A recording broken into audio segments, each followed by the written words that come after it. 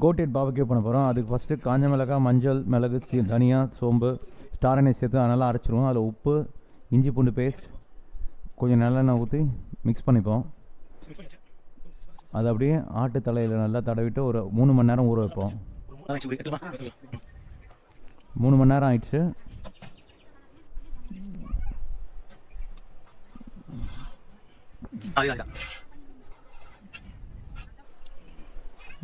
இது ஒரு 4லேருந்து 4.5 மணி நேரம் பாபக்யூ பண்ணுறோம்.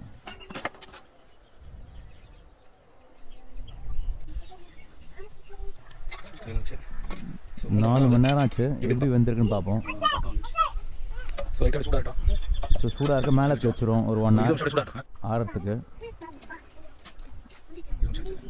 ஸோ பெற்று பார்த்துருவோம் எப்படி இருக்குன்னு பார்ப்போம்.